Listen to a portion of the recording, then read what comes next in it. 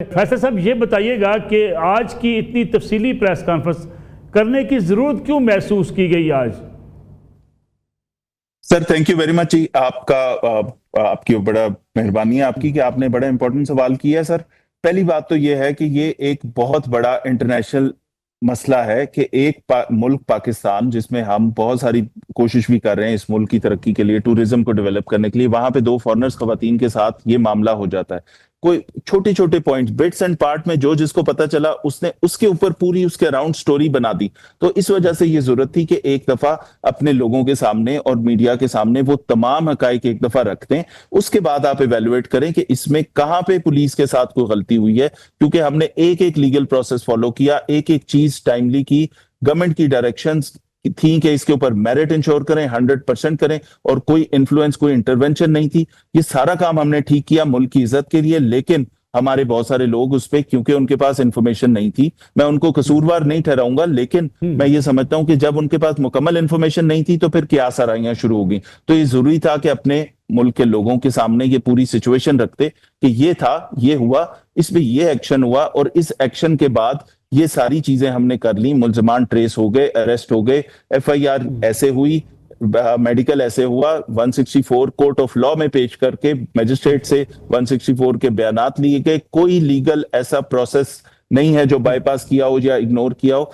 अब आप ये देखिएगा कि उसमें से सवालात किसी प्रोसेस के बारे में नहीं उठ रहे कि आपने ये क्यों नहीं किया और आपने ये क्यों नहीं किया। हमने काम अपना 100% पूरा किया है, लेकिन लोगों को सीक्वेंस ऑफ इवेंट्स बताना था क्रोनोलॉजिकल ऑर्डर के अंदर कि कितने बजे क्या हुआ, ये स्टोरी स्टार्ट कहां से हुई, ये एंड कहां पे हुई। ये कहना एक बड़े अखबार में भी और किसी और की तरफ से भी कि जी ये तो सारा काम 7-7:30 बजे या 8 बजे जाके ये हुआ है और ये तो झूठी स्टोरी है। तो सर इसके पीछे जो इतनी मेहनत, और 1 बज के जो दोपहर से कॉल 12:40 ऑनवर्ड्स, उसके ऊपर जो मेहनत थी, जो रेड से, जो सरगोदा में थे, जो शादरा में थे, जो डिफेंस के एरिया में पुलिस काम कर रही थी, जो डिफेंस फेज 8 में काम कर रही थी, एक और एरिया के अंदर पुलिस थी, सेफ सिटी में टीमें काम कर रही थी, वो सारे काम करने के नतीजे में जो ये लड़कियां वहां तक पहुंच गई, ये लड़का उनको लेके निकल रहा था, वहां से ये लड़कियां स्किप करके वहां पहुंची, उसके पूरे सबूत के ये इन लड़कियों की कॉन्वर्सेशन वो हमारे पास मौजूद है कि हमारे लोग इसी तरह की कंकॉक्टेड स्टोरीज पे तवज्जो ना दें, उनके सामने असल हकाइक हो। फिर फैसला आपका अपना है कि कहीं पे ये हमने कोई कमी तो नहीं छोड़ी, ताकि इस सारे मामले को ये समझने की जरूरत है सर, ये तो अपने मुल्क की इज्जत का मामला था।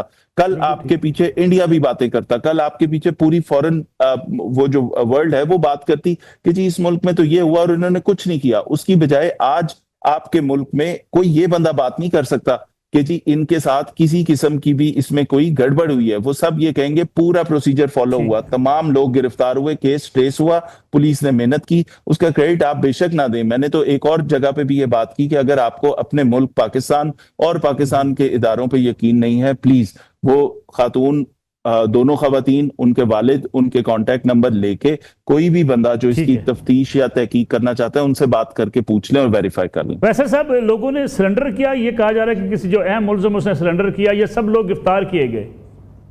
सर जो पहला मुल्जिम है उसको हमने जिसका ये मोहम्मद अहमद रजा डार, जिसका नाम है मोहम्मद अहमद रजा, को हमने जिस तरह से उसका जैसे ही नंबर आया उसकी गाड़ी की ट्रेसिंग सेफ सिटी ने की और हमें बताना शुरू कर दिया गाड़ी यहाँ यहाँ मूव कर रही है, उसके पीछे हमारी गाड़ियां लग गई। और साथ साथ ऑब्वियसली इसके ऊपर जब हमने उनकी फैमिली से कांटेक्ट किया ये वेरीफाई करने के लिए कि क्योंकि हमें ये इंफॉर्मेशन मिली है कि ही समहाउ रिलेटेड टू यू, तो क्या आपका रिश्तेदार है या नहीं है, उन्होंने कहा बिल्कुल है।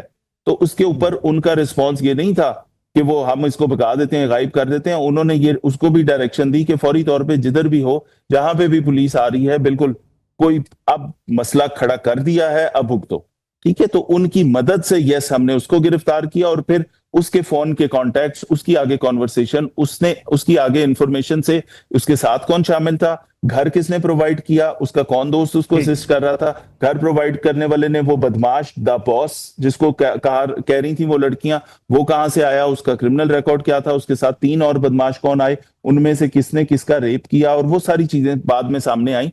तो ये हाफ कुक्ड किस्म के जो फैक्ट्स लोग आके उसके इर्द गिर्द पूरी स्टोरी बना रहे थे, उसको किल करना बड़ा जरूरी था। ये सारी बड़ी इंपॉर्टेंट चीज जो डिस्कस हुई सोशल मीडिया के ऊपर कि पुलिस ने ऑलरेडी एक कंप्रोमाइज करवा के कुछ तहरीर जो है वो लिख ली हुई है, कोई इस बात में सदाकत है?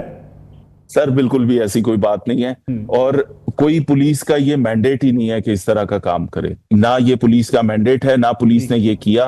और अगेन वो साहब जिन्होंने अपनी बेटी के लिए पहली कॉल की, सर आप में से हमारे जो इन्वेस्टिगेटिव जर्नलिस्ट हैं पाकिस्तान के, वो बड़े काबिल हैं इस मामले में। वो वहां तक उस नंबर पे कॉल करके प्लीज वेरीफाई जरूर कर लीजिएगा। अगर मेरे ऊपर यकीन नहीं तो शायद किसी फॉरेनर की बात पे ज्यादा यकीन करें।